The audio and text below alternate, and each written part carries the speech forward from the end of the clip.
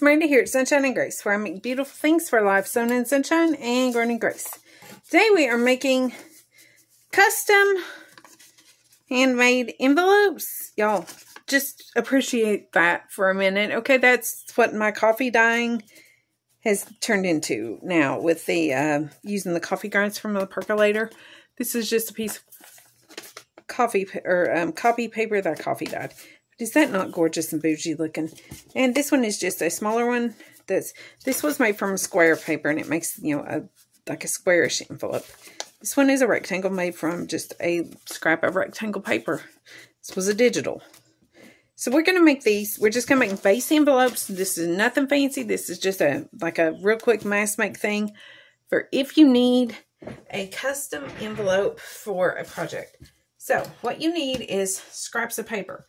Like a square like this. So if you have like 6x6, 8x8s, perfect use for those pads. This is just gorgeous, and I can't see me actually using this in a journal like as just that, but I think it'll make a beautiful envelope. And then you're going to need rectangle that you want it to be, you know, you want width so you can make it into an envelope shape. Then you're going to need scissors and glue. There's your screenshot. Get it? Let's go. Okay, let's start with the square because it's the easier of the two. And you probably already know how to do the basics. I just have a couple of tips to make it look a little nicer and, you know, a little more shapely, shall we say. So, what you want to do is take your square, go to the back, fold it in half, corner to corner. You can crease it all the way out like I did on that one, but you can also just crease the center like I'm going to do on this because it being this glittery, I don't want to put any more creases than I absolutely have to on it. Then come out to the other corner and bring it together and press it in that right there. That one bone folder. Okay, you can kind of see where the center is. So what we're going to do is to make this easier, we're going to pinch and put a little ink there and put a little ink here. It just helps me see so that I know that I'm folding in the right way. Okay, now you want to fold so that, see, there's meeting. We want to go a smidge over that. I usually go about 1/8 of an inch and crease. Flip it this way and do the same with the other corner, about 1/8 of an inch, and you've got your basics there. Now, holding it like that, make sure that your points look like they're kind of straight. And then bring your end up. And when you do this, you want to grab, you don't want to just fold it literally right on that corner right there where that edge is. You want to come in about 1/8 of an inch. Everything is about 1/8 of an inch overlap. And the reason for that is that it actually gives you, first of all, more space to glue. But it gives you a nicer look in the end, okay? So, there's that. You can see we've got about 1/8 of an inch on either side. And we're going to take and bone folder everything so that it's smooth and tight. And then we're going to glue. We're just using some art glitter glue. I'm going to take the tip off because I need to clean it. And I'm just going to use the little black tip. You guys, you do not have to have the middle tip, which is actually a pain in the crack. And I'm probably going to do away with because it drives me nuts if I can't find my little, well, like my pen right now. It's not stainless steel, so it makes brown glue. But just put a little dot, and then just, if you use the black nozzle and you just go very slow, you can get a thin, I don't want to go all the way to the tip because the tip's stuck over. You can get a very thin line with just the black. Okay, and then you're just going to take and flip it up and press it down. Hold it for a second so your glue grabs. And there you are. Okay, now you do have this little tip. You can leave that. I'm going to leave it. Some people cut it. I like to leave it. Okay, now we're going to come up to the top and we're going to make sure that we pinch a good little chunk of that down. You want an actual overhang there. Like again, about 1/8 of an inch, just like on the bottom. Fold it, crease it, And then come in with your scissors and cut right to where that fold is. So like what I do is I fold it back like that, so that I don't cut too far, because yeah, I might be prone to that. And cut, making sure you don't cut too far. Okay. Then you're going to take and come in from behind, like from the bottom of it. So you want to make sure your glue is dried. You can do it this way by lining these edges up, but I usually just snip, like kind of eyeball it. Just angle your scissors up like that, and that gives you that nice little slant so that you can get in there easier.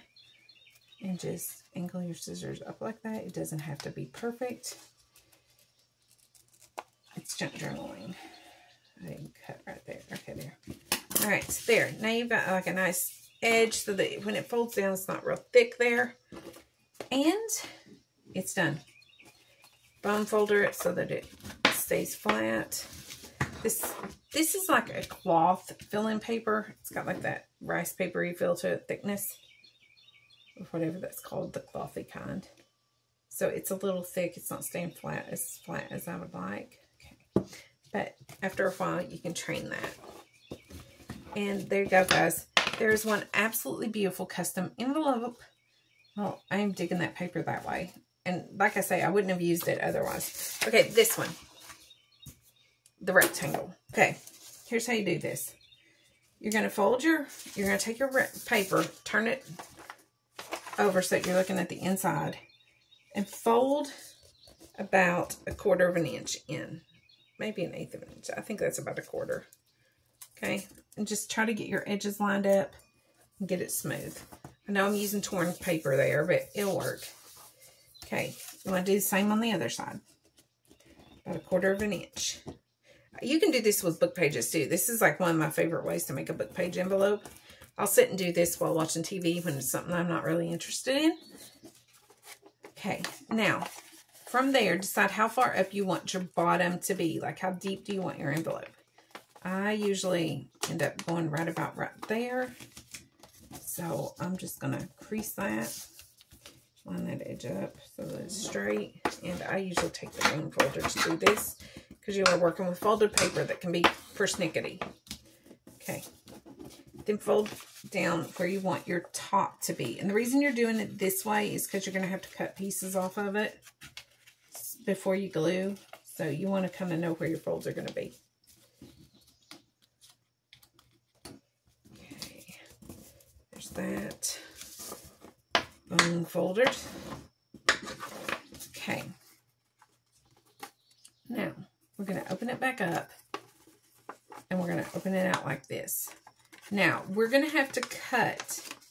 So we're going to have to make a note where that is, right there, where that touches.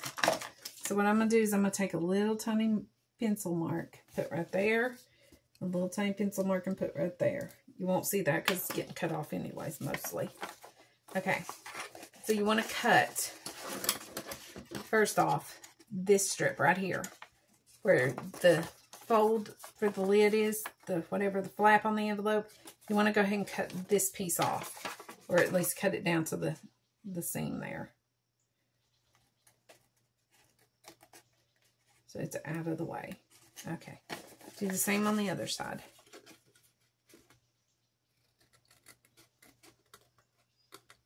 Okay, now what we want to do is create an angle from there to the top, to the seam.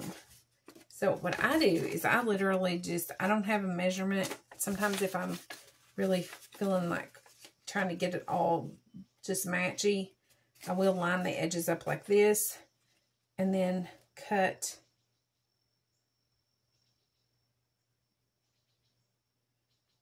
just on that spot, straight to the edge there. If I don't get it straight to, you're cutting it off. Don't worry about it, okay? It's just not a deal. Yeah, make it a big deal. Let's just do this, okay? So you're cutting very slow. And you just want to nip it out like that. don't do as well on the left-hand side, so I'll flip it over. You just follow that seam where you folded it, that crease, not seam, and then just nip it out. Okay, that's all the cutting you're going to do.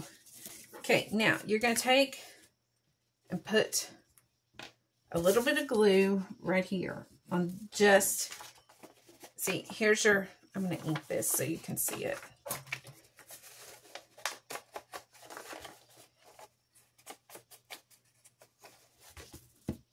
You want to go from that down to here with just a little tiny bit of glue, just a little. It doesn't need much. And again, if you're just using the white, if you get too much like that, just take your finger and spread it. You can see why I don't like the middle tip. Then fold that over, okay? Press it down. This just adds strength to your envelope, guys. Fold it over, press it down. I think I actually did the other way on the last one, sorry. It'll work, okay? Yeah. You were supposed to glue this side, sorry. So now you put your glue on the outside here, on the pink part, and push it in there. It gives the same look either way. Normally you would be able to slide down behind that, but now you're going to have to slide it in front of it. It's okay. It all works. And that's it. That's your envelope, you guys. Again, super, super easy. Very, very cute. I mean, they are really cute. You can decorate these up. I put, like, a lot of times I'll put a cluster or some kind of a decorative look to this. If you wanted to get, like, all bougie with it, I'm going to do it with this one because I don't like these corners. You can take and line your two edges up and cut just like a gentle curve there. If you can cut that straight. I usually can't.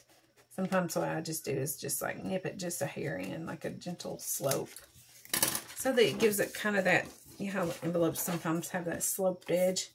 You can do that. Or my favorite trick is just to take my whole corner punchy thingy and listen to them. There, to corner the edges. I think it looks the best.